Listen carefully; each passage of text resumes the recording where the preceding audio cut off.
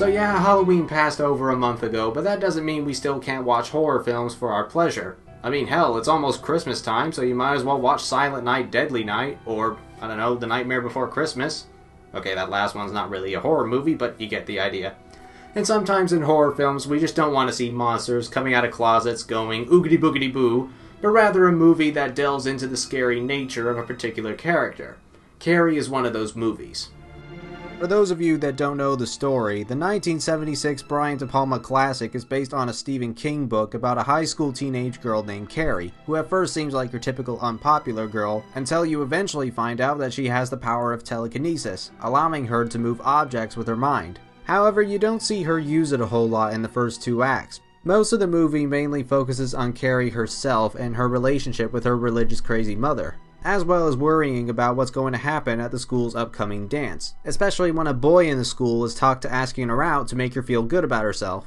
Meanwhile, a group of bullies who are banned from the dance because they kept picking on Carrie decide to plan a prank on her by purposely making Carrie prom queen and spilling a bucket of pig's blood on her.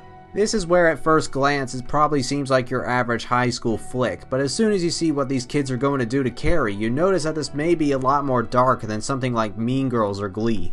Carrie is all about revenge. The bullies are plotting their revenge on Carrie, and well, I won't spoil too much yet, but if you've seen the movie before, you know what I'm talking about. This is an excellent movie though, definitely on one of my top 5 favorite horror movies, if you could possibly count it as a horror movie. It also has the film debut of John Travolta, and well, he pretty much plays like Danny from Grease, minus the singing and dancing. Aside from that though, the writing is timeless and almost all of the performances are very well done. But then 37 years later, in 2013, we got a remake to join the lineup of other poorly done horror movie remakes. Well, okay, it's not actually that bad, but compared to the original movie from the 70s, the remake doesn't come anywhere close to filling in its shoes. This wasn't the first time Carrie was remade though. In 2002, Carrie was made into a TV film, which I haven't seen but received some pretty poor reception. So I guess because they thought they couldn't butcher it enough and Hollywood doesn't have any ideas left, they decided to do it again. Even Stephen King himself upon hearing this said, "The real question is why, when the original was so good?" That's a question that could be asked about a lot of remakes. So then, how much did they screw up with this reimagining? Were there any improvements made? Well, let's not waste any more time and dive right in. This is the Carrie remake. So the first thing you may notice is that the director of this remake is a woman named Kimberly Pierce, who was the same woman who directed the 1999 classic Boys Don't Cry. Okay, I'm game. This woman's made some dark stuff before. Let's see how she does with Carrie. The movie starts off with a religious mother screaming in pain because she thinks she has cancer, when in actuality she's giving birth to a baby girl. How the hell do you mistake pregnancy for cancer? And wow, this is probably the most laid-back baby that's ever come out of its mother. No crying, no complaining, nothing. Anyway, the mother this time is played by Julianne Moore, who I will admit is a much better casting choice than, well, whoever the hell they got in the original. So the mother tries to kill this newborn girl for being the spawn of Satan or something, but feels that she can't do it and decides to raise her. Cut to years later and we've already come across one of the biggest problems with the movie. Chloe Moretz as Carrie. It's not because she puts in a terrible performance or anything, no, far from it. But when you look at somebody like Chloe Moretz, you don't really see a high school nerd. Quirky maybe, but certainly not someone who gets picked on a lot at school. She's a little too American sweetheart and definitely too pretty to play somebody who wants to be a normal teenage girl. Now that's not saying that Sissy Spacek in the original was ugly per se, she was pretty attractive as well, but she also managed to flawlessly pull off a tortured soul just by her expressions and body language alone. She always had fairly droopy eyes and always kept her arms folded, which made her seem like a really easy target. I don't really get that with Moretz. I can't quite put my finger on it as to why, but she somehow doesn't pull it off nearly as well as Spacek did. Again, she puts on a pretty good performance overall, but if you ask me, I think a better choice would have been someone like Dakota Fanning. She's smart, she's good looking, and she's so quirky that you can almost put her with the rest of the geeks at school that get picked on. But enough of all that, let's get back to the story. As we're introduced to Carrie, we see that the girls at school are playing volleyball in the pool. However, Carrie is standing in the corner until the ball comes to her and she has to serve.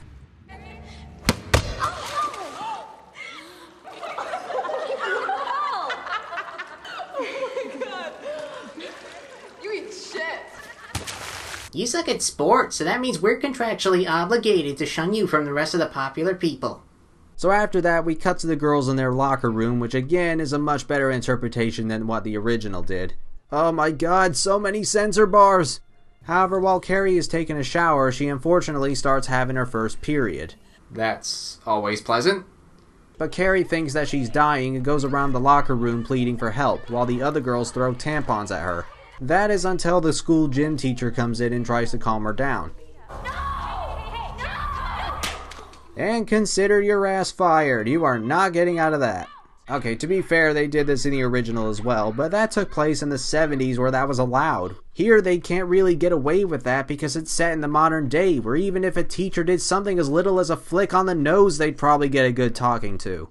Anyway, Carrie and the gym teacher go to see the school principal, who tells her that he needs to call Carrie's mother, but she doesn't feel that may be the best decision. Whoops, too late, she's already there to take Carrie home.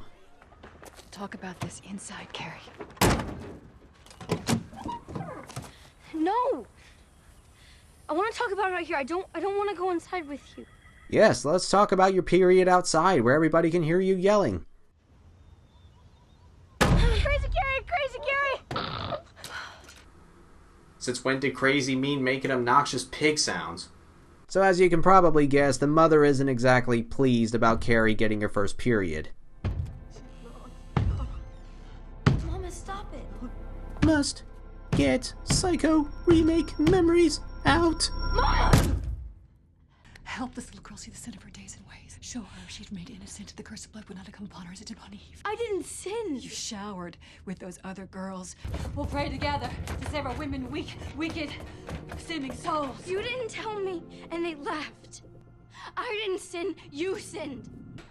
You go to your closet. No, Mama. Go to your closet and pray. You pray!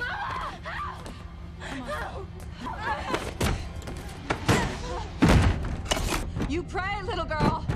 Pray for forgiveness. God, you suck! Alright, now I know that Carrie has only just found out about her telekinesis, but is there any reason she can't just kick the door down, especially since it's now been cracked? Is there really no way for her to just bust out? I don't know, maybe doors are her one weakness or something. So meanwhile, one of the girls that picked on Carrie, named Sue, feels bad about what she did, while another girl called Chris uploads a video of Carrie's incident onto YouTube. Oh please, like a YouTube video would upload that quickly. Alright, just gotta put in the description real quick. Now it's time to put in the tags. Alright, the video's done, just gotta wait for it to process. The progress bar is stuck, so that means I gotta start over. So the next day, the girls are punished for what they did to Carrie, with Chris refusing to partake and ending up getting kicked out of the school's upcoming prom. Meanwhile, the video that was posted last night seems to have already gotten a lot of hits, including from the school, who seem unusually joyful about just one girl getting her period.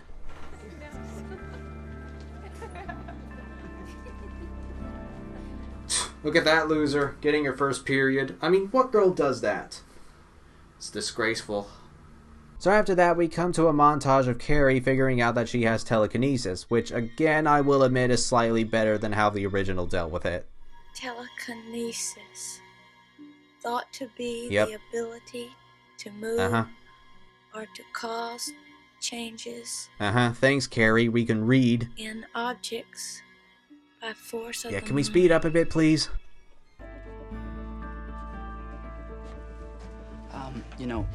Sorry. I was just gonna say you can make it full screen. Watch. Thank you. Now is there a feature that can tell people to mind their own freaking business? Now a small scene they do change a bit from the original is where Carrie has to read a poem in front of the class, whereas before it was one of the boys in the same room. This unfrequented place to find some ease. Ease to the body some, none to the mind. Times past, and what once I was and what am now. Oh, wherefore was my birth from heaven foretold? Twice by an angel, who at last in sight of both my parents, all in flames, ascended. Okay, that was disturbing. That is the most you've said in class all year. Is there anything else you'd like to share, or are you done scaring us for the day? Wow, thank you, sir, for doing a terrible job of making your students feel good about themselves. So anyway, Chris tries to get back into the prom by using her father as leverage, but doesn't manage to succeed because the teachers know that she was the one that posted the video. Cut to the following evening, we see Carrie practicing her telekinesis, making all sorts of noise, and somehow managing to get back to sleep instantly without her mother noticing. So the next morning, Sue wants to make everything right for Carrie by forcing her boyfriend Tommy to take her to the prom. Sue, it's nuts. Okay, so it's nuts. But after what we did to her, I have to do something. I have to do something that counts. I want to make sure she has the perfect night by having you do all the work for me. Aren't I a good person? What girl doesn't want to go to prom? Not all of them. What girl doesn't want one magical night? Anyway, Tommy tries to ask Carrie out, but big shock, she thinks it's all a trick. Well, what did you expect? Carrie then discusses this matter with her coach. It's Tommy Ross. Wow, Tommy Ross? He is pretty dreamy, huh? I know, I heard it too. Ugh, I don't think I want to know what else she slaps. So the coach thinks that it's a prank too and has a word with Sue and Tommy. Tommy, when you show up to prom with Carrie White on your arm, don't you think you're gonna look the tiniest bit ridiculous? Okay, what the hell kind of teachers are these? They're horrible. Is their goal to crush the hopes and dreams of all their students? Because that's pretty much what they're doing here. I mean, yeah, school blows. We can all agree that. But this is bizarrely mean-spirited for a place of education. Everybody just lighten up. Anyway, as Carrie arrives back home, Tommy's right near the entrance, somehow knowing where she lives and tries to ask her out again. You need to leave. I'm not leaving until you say yes. Ah, ignoring your prom date's decision and forcing them to go out with you. Isn't that what every girl dreams of? So Carrie eventually says yes to Tommy, but unsurprisingly, the mother doesn't approve. Maybe she found out that Tommy's actually Hilary Swank in disguise. Cut to nighttime, we see Chris, her boyfriend, and other friends of theirs killing a pig to use its blood on Carrie. Now here's one of my major problems with the movie, and you know what, this was actually kind of an issue with the original as well. Do you honestly know any bullies that would go to such extreme lengths to get back at somebody for getting them in trouble? I mean, I was bullied all the time in school, but never like this. I wouldn't usually mind this so much if the bullies were portrayed early on as being utterly crazy, albeit interesting, but that's not the case with this movie. These guys are just idiots who have nothing better to do than bully people and play pranks on them. It doesn't make them very engaging or give them personalities, it just makes them boring. This isn't what you bitches did in the shower. This is criminal assault. This is fucking jail time if we're caught. I get it. Exactly, so why are you doing it? The original handled this a bit better by having them act more like normal teenagers at school, but it's just as much of a problem there as it is in the remake. Okay, let's move on from that. Carrie starts making her dress for the prom while Chris and her boyfriend set out the bucket of pig's blood, and we cut to a montage of people we don't care about getting ready for the big night.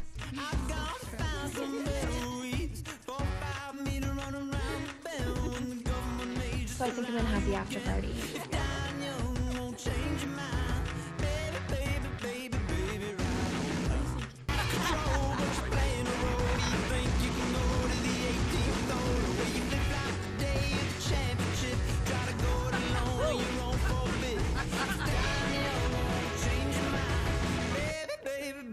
So after that, Carrie's all dressed for the prom, but her mother is still very worried about her. Tommy is waiting at the door, so Carrie puts her in the closet, somehow without him hearing any commotion, while she comes out to go to the dance.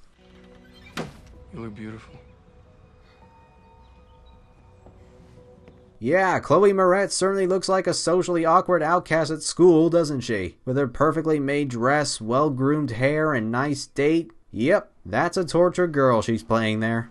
So Carrie and Tommy arrive at the dance and take a seat while they come across her coach. Mr. Jordan, you look beautiful. I'll let you two ladies talk. Do you want some punch? I heard Greg and Harry spiked it. Really? No, I'm just kidding. Well, that was pointless. The two of them do a slow dance with everybody while Carrie asks Tommy a question. Tommy, why am I here? It's because I invited you. But why? Carrie, we're here. We're at prom. I'm having such a great time with you. That's not an answer to her question, dude. Try again. Meanwhile, while that's going on, the mother attempts to break out of the closet by pulling the door apart. Wait, what? What is up with this woman? She's like a Christian She-Hulk. How is she doing all this? Oh, and I guess we're back at the prom, where everybody's writing votes for prom king and queen. I mean, if we win, the only thing that happens is we gotta go up there on those thrones, wave a scepter around while they play the school song, and then do a little dance so everyone can see how idiotic we look. They are beautiful. You're beautiful. Wow, smooth.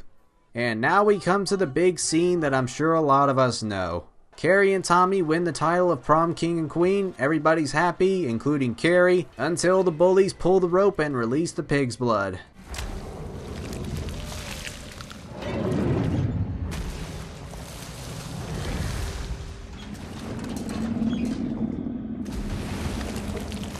What's with the different angles? I mean, it's not a sports game. We're not watching a replay. What's the point?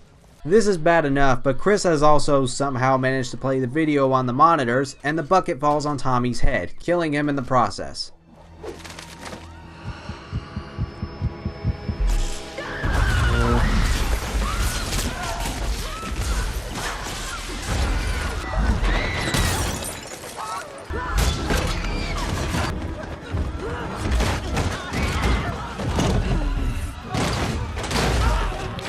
Okay, this is reaching Final Destination territory. I mean, these deaths are seriously over the top. She kills someone with a stadium bench, for crying out loud. Now, what kind of girl would do that sort of thing? Oh yeah, the same girl who killed people with a knife attached to a bamboo pole. In fact, why don't we play the kick-ass version of the Banana Splits theme song while Carrie's killing everybody?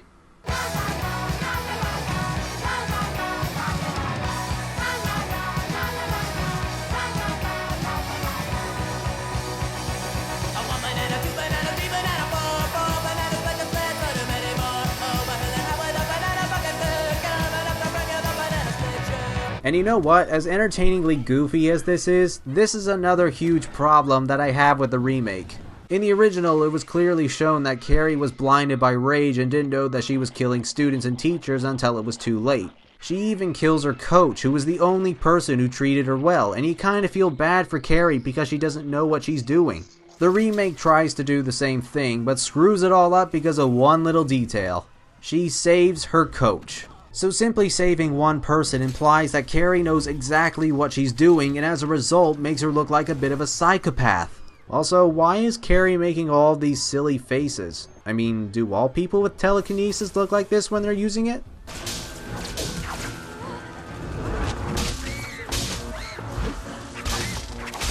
It was kinda silly in the original as well, but Sissy Spacek only conveyed one expression and remained almost entirely motionless, which made her seem a lot more terrifying than the faces you would make in a bad selfie. Oh, and apparently telekinesis also means that you can fly. Maybe that's how Isaac Clarke hovers in Dead Space 2. What are we gonna do? We're gonna leave town, and we're never gonna come back. It's gonna be okay. So, these kids are willing to leave their hometown and forget about their friends and family just because Chris didn't get to go to some stupid prom? Why? Why is this goddamn prom so important to her? Is it like the X Factor or something, where she thinks it's a once-in-a-lifetime opportunity to make a name for herself even though she's only 16 and that just makes her seem incredibly shallow? Oh my god. It's Carrie! Run her down. It's a school prom! You just stand around talking, drink some punch, tell people they look nice, and be flabbergasted by the lame decorations. When has murdering somebody been the penalty for causing you to miss it? So Chris tries to run over Carrie with the car, but Carrie fights back using her telekinesis to lift up the car. Good God, what is with those stupid faces? Those are the looks you make when going to the bathroom, not holding a huge car.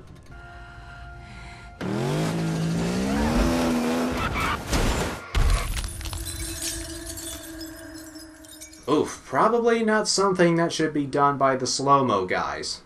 Anyway, Carrie arrives back in her house and washes off the blood, inexplicably now coming to the realization that she's killed people instead of when she was saving the coach and yelling for her mother. Speaking of which, Carrie meets up with her mother again, but decides that her power is too great and has to kill her.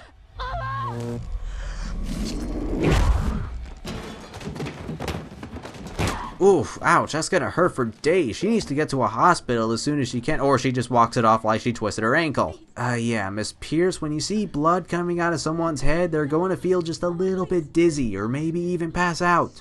Actually, maybe Kimberly Pierce bashed her own head and thought that's probably why making this movie was a good idea without thinking about the consequences.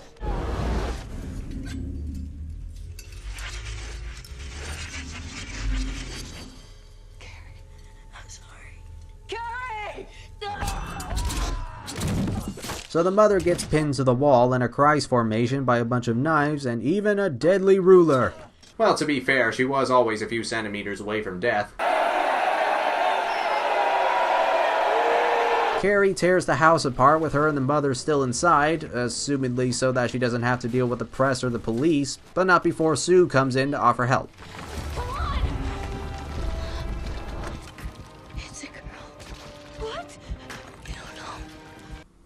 Okay, telekinesis also gives you a built-in pregnancy test. Why is this needed? It doesn't matter anyway, because the movie's almost over at this point, and this plotline hardly goes anywhere after this. Filler at its best, people. Sue gets out of the house in time and watches it crumble into the ground along with Carrie and her mother. The next day, Sue puts down the only flower on Carrie's rather harshly graffiti grave, and cuts to sometime later where she's giving birth to her baby.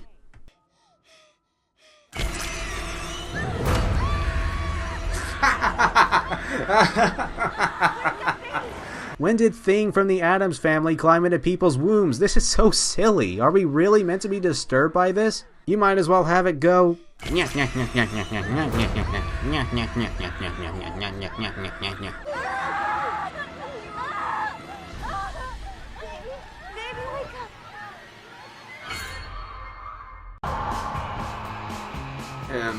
Alright, sure, makes sense to play heavy metal music after that scene. So that's the remake of Carrie, and while I wouldn't say it's a bad movie overall, it's certainly not a good movie either. The interactions between Carrie and her mother are interesting, and as I said earlier, both Chloe Moretz and Julianne Moore put on stellar performances, but the bullies don't have any real purpose other than to just be the bullies. That is kind of a common thing with horror and high school flicks, with the exception of a rare few. Bullies like these don't have any distinct personalities to them, which makes them utterly dull. And seriously? All of this just because you missed a dumb prom? You do know that there are other ways that you can socialize with your friends, right? It's stuff like this that makes me not give a crap about these characters' problems, as well as not making them relatable or likable. Again, the original sort of had this too, but not nearly as bad as the remake does. The one thing that I will say the remake does well on, however, is the visuals. This movie looks gorgeous, from the cinematography, to the color temperatures, to the special effects. Bully problems aside, I wouldn't say that this is something that should be passed over, because if anything, it'll make you appreciate the original a lot more. I'm sure that there are people out there who prefer this remake to the original, but as for me, I'm gonna stick with the original, thanks. And with all that said, thank you guys very much for watching my second movie review, and I hope it was much better than... Oh yeah, the score. Well, I've decided not to do that anymore and just let the review speak for itself. It saves me a bit more time, and frankly, I'm running out of things to say as a subheading to the score anyway. So from now on, ladies and gentlemen, I'm not going to be scoring the stuff in my videos unless if I'm looking back at a previous review. And with all that said, thank you guys for watching, and I will see you guys in the next video.